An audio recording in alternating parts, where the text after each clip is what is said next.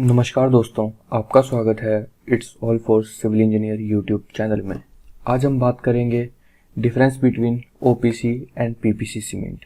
इनके आज हम डिफरेंस में देखेंगे स्ट्रेंथ क्या रहती है, इनकी durability, strength, setting time, environmental effect क्या हो पड़ता है इन दोनों से, मैन्युफैक्चरिंग प्रोसेस देखेंगे हम इनका, एंड साथ में हम परमेबिलिटी देखेंगे, इसकी हीट ऑफ हाइड्रेशन देखेंगे, वर्केबिलिटी, यूजेस एंड कॉस्ट। हम जो ओपीसी और पीपीसी में जो डिफरेंस है उसके हर एक एस्पेक्ट को आज चेक करेंगे।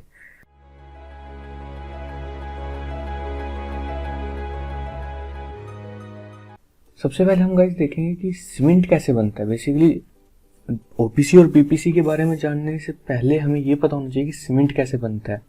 तो गाइस सीमेंट के लिए कुछ नहीं होता है, हमारे पास लाइमस्टोन के काफ़ी ज़्यादा पहाड़ हैं, तो वहाँ पे हम एक्सकवेशन करते हैं और एक्सकवेशन से हम लोग उसको लेके आते हैं अपनी फैक्ट्रीज़ में, जहाँ पे हम लोग जो लाइमस्टोन है उसको क्रशर में क्रश करते हैं 2 बार या 3 बार, जितने उनकी रिक्वायरमेंट होती है, जो उसमें इम्प्योरिटीज़ होती हैं उस हिसाब से। ठीक है, उसके बाद जो फाइन हमारे पास लाइमस्टोन होता है, और जो हमारे पास जो लाइमस्टोन के साथ साथ यहाँ पे कैलकैरियस और आर्जिलिशियस जो मटेरियल्स होते हैं उनको भी हम ऐड करते हैं। कैलकैरियस मटेरियल्स होते हैं जैसे लाइमस्टोन हो गया, क्लेज हो गई कुछ तरह की, वो सब हम लोग निकालते हैं एंड उसको रिफाइन करते हैं। एंड आर्जिलिशियस मटेरियल हमारे पास कौन कौन से होते हैं गाइस, जैसे कि हमारे पास एलुमिना हो गया, सिलिका हो गया, ऑक्साइड्स ऑफ आयरन हो गए, तो ये सब हमारे पास आर्जिलिशियस मटेरियल होते हैं गाइस। तो ये सब हम लोग क्रशर में क्रश करते हैं और उसके बाद हम लोग उनको जो है इसमें सैंड और क्ले ऐड करते हैं और उनको ग्राइंडिंग मिल में लेके जाते हैं। और उसके बाद हमारे पास एक रोटरी किलन होती है जिसमें हम उसको हीट करते हैं पूरे अपने मटेरियल को, और हीट करने के बाद जो हमारे पास क्लिंकर बनता है, उस क्लिंकर में हम लोग क्या करते हैं, जिप्सम ऐड कर देते हैं। ठीक है, और जिप्सम ऐड करने के बाद उसको हम फिर से ग्राइंडिंग मिल में फाइन पार्टिकल्स में कन्वर्ट कर लेते हैं और हमारे सीमेंट की जो पैकिंग यूनिट होती है वहाँ पे भेज देते हैं। गाइस ये स्टैंडर्ड प्रोसीजर है सीमेंट का। इसके अंदर एक ड्राई और कोल्ड प्रोसेस भी आता है, उसको हम किसी और वीडियो में डिस्कस करेंगे। एंड ये जो प्रोसेस था ये ओपीसी सीमेंट को बनने का था। पीपीसी सीमेंट में हम क्या करते हैं गाइस कि एक जो स्टेज होती है हमारे पास क्लिंकर बनने के बाद की, वहाँ पे हम लोग क्या करते हैं, पोजोलैनिक मटेरियल्स को ऐड कर देते हैं। अभी हम देखेंगे कि पोजोलैनिक मटेरियल्स होते क्या क्या हैं, तो चलिए वो देख लेते हैं कि क्या क्या डिफरेंस आते हैं, क्या क्या इनके जो इंग्रेडिएंट कंपोनेंट्स हैं वो देख लेते हैं हम लोग। तो सबसे पहले अगर हम बात करें कि ओपीसी क्या होता है हमारे पास, तो ओपीसी होता है ऑर्डिनरी पोर्टलैंड सीमेंट। ये जो है ओपीसी पहले आया था। ओपीसी के बाद जो इसकी एडवांसमेंट है या फिर हम रिफाइनमेंट कह सकते हैं, वो इसकी है हमारे पास पीपीसी। तब हमारा पीपीसी बना, और पीपीसी को हम बोलते हैं Portland pozzolana cement. Portland pozzolana cement. Basically जो हमारे पास पोज़ोलाना मटेरियल्स होते हैं वो होते हैं फ्लाई ऐश, सिलिका, फ्लूम्स और वोल्केनिक ऐश। इसका नाम पोज़ोलानिक मटेरियल क्यों रखा, पोज़ोलाना क्यों रखा, बिकॉज जो पोज़ोलाना था वो उसको कहते थे हम, जो वोल्केनिक ऐश जो हमारी बनती थी, जो वोल्केनिक इरप्शन के थ्रू हमारे पास जो ऐश क्रिएट होती थी उसको पोज़ोलाना बोला जाता है, तो इसका नाम भी पोज़ोलाना ही रख दिया गया। अब जो अगर हम इसके कंपोनेंट्स की बात करेंगे, इसमें क्या क्या हमारे पास कंपोनेंट्स होते हैं, तो ओपीसी में हमारे पास होते हैं लाइम, सिलिका, एलुमिना। जो लाइम होता है वो हमारे पास 62% के करीब होता है, बेसिकली ये रहता है जो है 60 to 70% के आसपास रहता है, कंपनीज के हिसाब से वेरी करता है ये। फिर हमारे पास सिलिका होता है 22%, एलुमिना होता है 5%, और CaSO4 होता है हमारे पास 4%, ऑक्साइड्स ऑफ आयरन होते हैं हमारे पास 3%, मैग्नीशिया होता है हमारे पास 2%, और सल्फर और एल्कलीज 1% हमारे पास अवेलेबल होते हैं। और जो गाइस हमारे पास पीपीसी है उसको बनाने में हमारे पास यूज़ होता है, सबसे पहले तो 65 to 80% जो है ओपीसी ही यूज़ होता है। जैसे कि मैंने बताया कि ये एडवांसमेंट है ओपीसी की ही, तो उसमें ओपीसी यूज़ होता है 65 to 85%। और साथ में हम लोग ऐड करते हैं पोज़ोलानिक मटेरियल्स, फ्लाई ऐश हो गया, सिलिका हो, फ्लूम्स हो गया, वोल्केनिक ऐशेस हो गए, तो इनकी जो हमारे पास परसेंटेज रहती है वो रहती है 15 to 35%। बेसिकली इसमें गाइस खास बात क्या होती है कि जो हमारे पास पोज़ोलानिक मटेरियल होते हैं ये भी वेस्ट होते हैं। अब हम बात करते हैं इसमें IS। ये बेसिकली कोई हार्ड एंड फास्ट रूल नहीं है, बट देखा जाता है कि जो हमारे पास ओपीसी सीमेंट है उसमें जो लेबल होता है, ISI मार्क होता है उस पर, वो ब्लैक कलर का होता है, जबकि जो हमारा पीपीसी सीमेंट होता है वो हमारे पास रेड कलर का होता है। अगर हम बात करें ग्रेड्स ऑफ सीमेंट की, तो तो गाइस जो हमारे पास OPC है, ऑर्डिनरी पोर्टलैंड सीमेंट है, वो हमारे पास 3 ग्रेड्स में अवेलेबल होता है, 33, 43, 53 ग्रेड्स में अवेलेबल होता है। मैंने ये एक वीडियो में कवर कर रखा है कि 33, 43 और 53 का मतलब क्या है, इनके क्या बेनिफिट्स हैं। तो बेसिकली ये कंप्रेसिव स्ट्रेंथ शो करता है मटेरियल की। और PPC जो है उसका कोई स्पेसिफिक ग्रेड नहीं है, बट अगर आप इसकी जो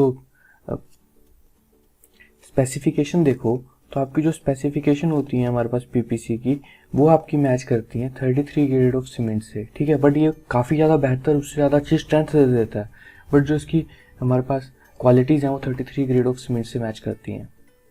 पर इसकी कोई वैसे कोई ग्रेड नहीं है, ये एक ही ग्रेड में आपको मिलता है मार्केट में। अगर हम बात करें OPC सीमेंट की और PPC सीमेंट की स्ट्रेंथ की, तो गाइस जो इस OPC की जो इनिशियल स्ट्रेंथ है वो हाई होती है। तो गाइस इसकी अगर इनिशियल स्ट्रेंथ हाई है तो इसका मतलब इसको हम वहाँ पे यूज़ कर सकते हैं जहाँ पे हमें रैपिड हार्डनिंग चाहिए होती है सीमेंट की। और PPC की जो इनिशियल स्ट्रेंथ है वो थोड़ी सी कम है एज़ कम्पेयर टू OPC। भाई इनिशियल स्ट्रेंथ जो होती है वो इनिशियल स्ट्रेंथ होती है कुछ इनिशियल डेज में, आफ्टर जब हम इसको मैसनरी वर्क के लिए या फिर जिस भी वर्क के लिए हम यूज़ करते हैं, उसके कुछ दिनों के बाद जो इनिशियल स्ट्रेंथ जो रहती है वो इसकी काफ़ी ज़्यादा अच्छी होती है। एकदम से अपनी मतलब कि जहाँ पे आपने मान लीजिए आपने कोई पिलर बनाया तो ये वहाँ पे पिलर पे अपनी पकड़ जो है जल्दी बना देगा, ये इनिशियल स्ट्रेंथ का मतलब है। और फाइनल स्ट्रेंथ जो है गाइस इसकी थोड़ी सी कम होती है विद रिस्पेक्ट टू टाइम, ये थोड़ा सा जो स्ट्रेंथ है इसकी कम रहती है एज़ कम्पेयर टू PPC, ठीक है। और जो इसकी फाइनल स्ट्रेंथ है PPC की वो हमारे पास ज़्यादा होती है, अच्छी होती है, बिकॉज इसमें हमने पोज़ोलैनिक मटेरियल्स ऐड किया जिसमें फ्लाई ऐश वगैरह है, तो वो काफ़ी ज़्यादा फाइन जो होती है हमारे पास फाइन वे में हमारे पास प्रेजेंट होती है, तो उसकी वजह से जो बॉन्ड है वो अच्छा बना रहता है सीमेंट के अंदर। गाइस अगर वर्केबिलिटी की बात करें तो वर्केबिलिटी जो है, वर्केबिलिटी का पहले मतलब समझ लेते हैं गाइस। वर्केबिलिटी वो होती है जिससे हम वर्क कर सकें। जो हम लोग साइट पे वर्क कर रहे हैं, जब हमने मान लीजिए कंक्रीट बना लिया, ठीक है, उसके बाद हम लोग जो कंक्रीट का वर्क करेंगे उसको हम बोलेंगे प्रोसेस को वर्केबिलिटी, कि हम कितनी देर में उसको वर्केबिलिटी लगा सकते हैं, वो कितना फ्लो करेगा सरफेस पे। आप जैसे कि आप सीमेंट लीजिए, ठीक है, और उसको कंक्रीट लीजिए आप, उसको और फेंक दीजिए ज़मीन पे, तो वो कितना फ्लो होगा, तो उसको जो फ्लो होने को हम कहते हैं वर्केबिलिटी। तो इसकी जो वर्केबिलिटी है OPC की वो लो है, और जो PPC है उसकी वर्केबिलिटी थोड़ी सी ज़्यादा होती है, जो कि एक अगेन अच्छी बात है। ये मास कंक्रीटिंग के लिए बेस्ट रहती है,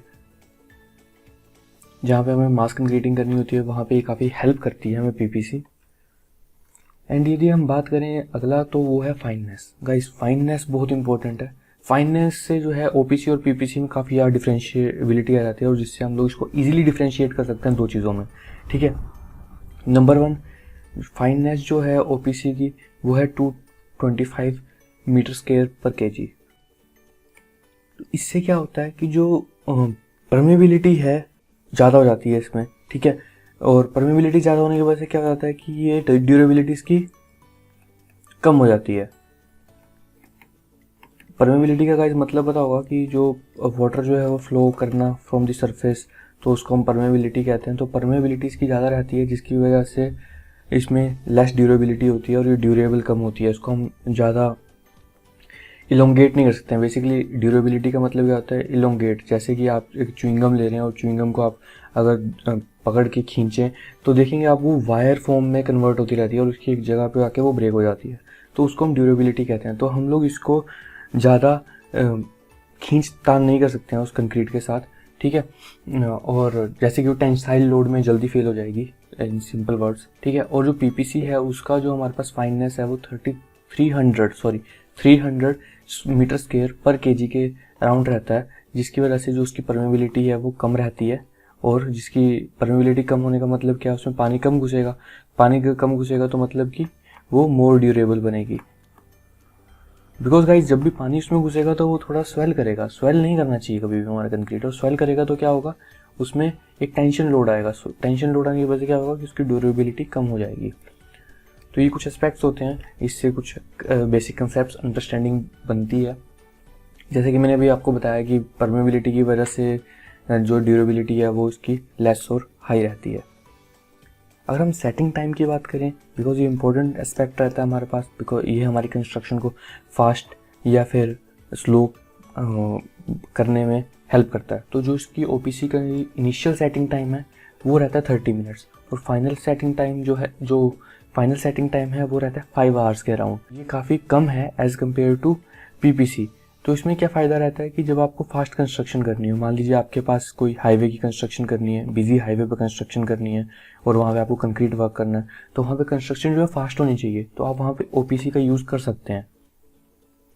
साथ ही अगर हम बात करें पीपीसी की, तो पीपीसी का इनिशियल सेटिंग टाइम है 30 minutes, again same setting time है, बट जो इसका फाइनल सेटिंग टाइम है वो है अराउंड 10 आवर्स के।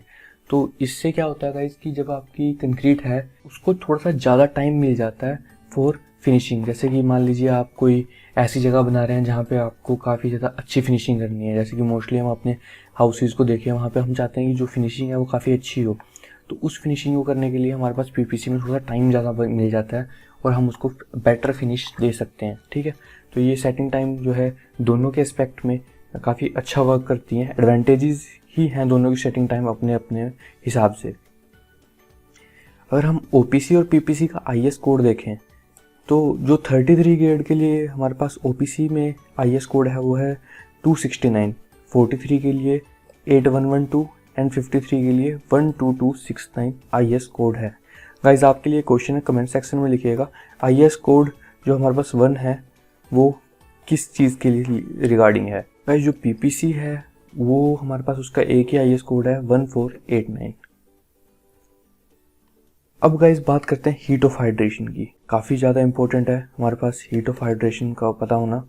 हाइड्रेशन का मतलब क्या होता है गाइज जब भी वाटर जो है सीमेंट के साथ रिएक्ट करता है ना, तो उसमें काफ़ी ज़्यादा केमिकल रिएक्शंस होती हैं। ठीक है, उन केमिकल रिएक्शंस से जो है एक हीट डिवेल्प होती है कंक्रीट में। उस हीट को कम करने के लिए उसमें जो वाटर रिक्वायरमेंट, उस प्रोसेस को जो हीट डिवेल्प होती है उसको तो हम कहते हैं हीट ऑफ हाइड्रेशन। और जो हाइड्रेशन है उसका मतलब है कि जब हमने उसको वाटर उतना प्रोवाइड कर दिया जिससे जो हीट ऑफ हाइड्रेशन है उसका इफेक्ट कम हो गया, तो उसको हम बोलेंगे heat of hydration of that concrete.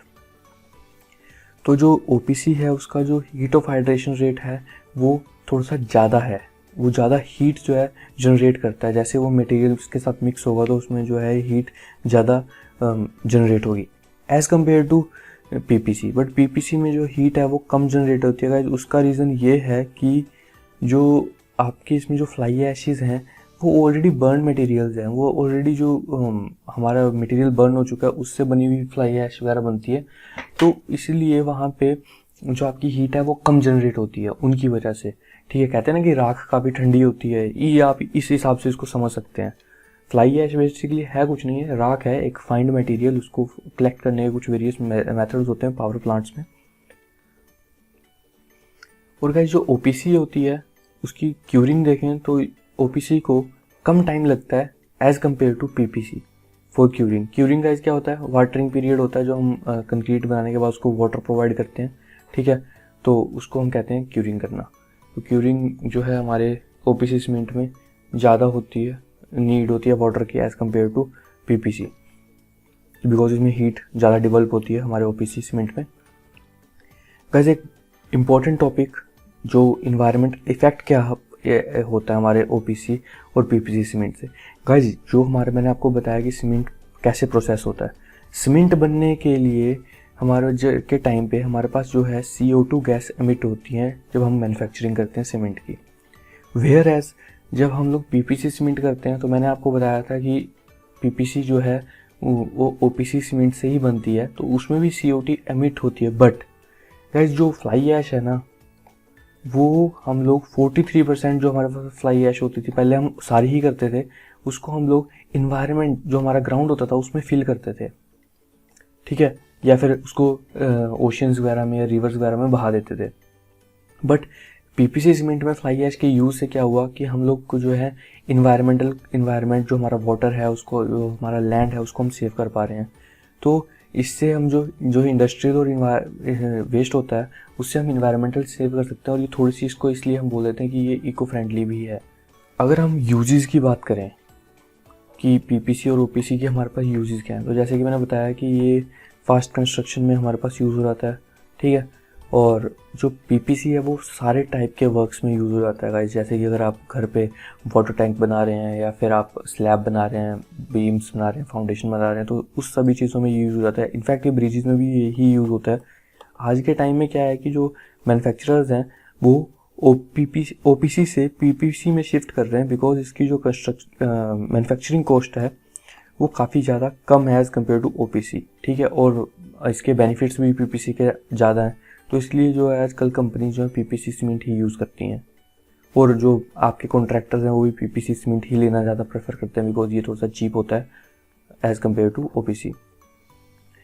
ये इसको हम ओपीसी को और कहाँ यूज़ कर सकते हैं, जहाँ पे हमें रैपिड स्ट्रेंथ चाहिए होती है कंस्ट्रक्शन की। जैसे कि मैंने आपको बताया कि कोई हाईवे बन रहा है या फिर कोई ऐसी जगह पे पुल बन रहा है जहाँ पे जो है फ्लैश फ्लड आने के चांसेस होते हैं, या फिर सीजनल वो रिवर है तो वहाँ पे आपको रैपिड कंस्ट्रक्शन करनी होती है, तो वहाँ पे ये यूज़ रहता है। साथ में जो पीपीसी है गाइस, उसको मास कंक्रीटिंग के लिए यूज़ कर सकते हैं। मास कंक्रीटिंग का क्या होता है गाइस, जैसे कि आप फाउंडेशन बनाते हैं, तो फाउंडेशन बनाने के लिए आप काफ़ी ज़्यादा सीमेंट यूज़ करते हैं, तो वहाँ पे आप मास कंक्रीटिंग करते हैं, आप कंक्रीट को फेंकते हैं और उसके बाद उसको वाइब्रेटर से उसकी जो बबल्स हैं उसको निकालते हैं। साथ में आप पुल वगैरह बनाने में मास कंक्रीटिंग का इस्तेमाल करते हैं। गाइस इसमें अब बात करते हैं हम लोग रेजिस्टेंस अगेंस्ट केमिकल अटैक। ये बहुत इंपॉर्टेंट है अगर आप अपने घर के हिसाब से देखना चाहते हैं ओपीसी और पीपीसी में डिफरेंस। तो गाइस जो हमारे पास ओपीसी सीमेंट है उसमें वो लो रेजिस्टेंस प्रोवाइड करता है अगेंस्ट अल्कली, सल्फेट्स और क्लोराइड्स, ठीक है। और इसकी रेजिस्टेंस कम है, मतलब कि ये कम इफेक्टिबल होता है इन तीनों चीज़ों को कम हटाने के लिए, एज़ कम्पेयर टू पीपीसी की जो रेजिस्टेंस पावर है वो काफ़ी ज़्यादा हाई है। तो अभी हम देख लेते हैं कि अल्कली क्या होता है, सल्फेट्स क्या होता है, क्लोराइड्स क्या होता है। तो गाइस ये कुछ अल्कली जो हमारे पास केमिकल अटैक है उसका एक डायग्राम है मेरे पास। इसमें क्या हुआ है कि एल्कली जो है हमेशा आपकी क्या करती है कि वो सिलिका के साथ रिएक्ट कर जाती है, जो वाटर हमारे पास सीमेंट में ऑलरेडी प्रेजेंट होता है, उसके बाद हमारे क्रैक्स फॉर्म करना शुरू कर देती है और एक पार्टिकल बना लेती है, सिलिका पार्टिकल्स, या आप सिलिका जेल टाइप कुछ बता दो आप, तो वो बनाना शुरू कर देती है और हमारे कुछ इस तरह की इसमें हमारे पास क्रैक्स डेवलप हो जाते हैं आकर के।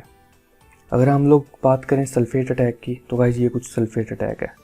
हमारे पास सल्फेट अटैक में हुआ क्या है कि इसमें ये हमारे पास एक कॉलम है, कॉलम में आप देख रहे हैं कि कुछ कुछ जगह से जो हमारी कंक्रीट है वो गिर रही है, छूट रही है, यहाँ से देखिए ये छूटती जा रही है। तो यहाँ पे ये क्या हुआ है कि यहाँ पे कुछ सल्फेट अटैक की वजह से कुछ होल्स बन गए हैं, जो कंक्रीट है उसकी जो बॉन्डिंग पावर थी, जो वो कंक्रीट अपने एक दूसरे को बॉन्ड करके थी, वो कम हो गई इसकी वजह से, सल्फेट अटैक की वजह से।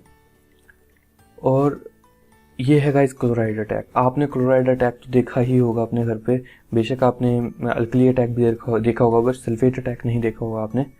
तो क्लोराइड्स का जो अटैक है वो भी आपका कुछ इस तरह से होता है गाइस। ये क्या होता है कि क्लोराइड जो है वाटर के साथ रिएक्ट करता है और ये आपकी रीइंफोर्समेंट तक पहुंच जाता है, और रीइंफोर्समेंट तक पहुंचने के बाद रीइंफोर्समेंट में कोरोजन शुरू हो जाता है, ठीक है। कहते हैं ना कि रीइंफोर्समेंट में कोरोजन नहीं होना चाहिए। कोरोजन से क्या होता है, जो आपका मटेरियल है वो डिके हो जाता है, और डिके होने की वजह से उसकी जो स्ट्रेंथ है वो कम हो जाती है।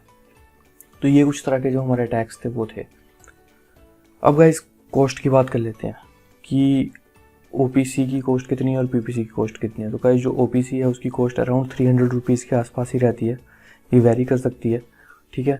और जो पीपीसी है उसकी जो कॉस्ट है वो अराउंड 285 के आसपास रहती है गाइस। 15 रुपये का डिफरेंस है, 15 से लेके 5 रुपये तक का डिफरेंस इसमें रहता ही रहता है, ठीक है। तो अभी आप सोच रहे हो कि 15 रुपये तो काफ़ी कम है अमाउंट, तो इसमें क्या फ़र्क है। तो गाइस फ़र्क आपको नहीं पता लगेगा, इसमें जो मास कंस्ट्रक्शन होती है ना, जैसे ब्रिज कंस्ट्रक्शन है, तो ये वहाँ पे बहुत इफेक्ट डाल देता है कॉस्ट को लेकर के, ठीक है। तो यही था आज का हमारा टॉपिक ओपीसी वर्सेस पीपीसी के ऊपर। Thanks for watching this video guys.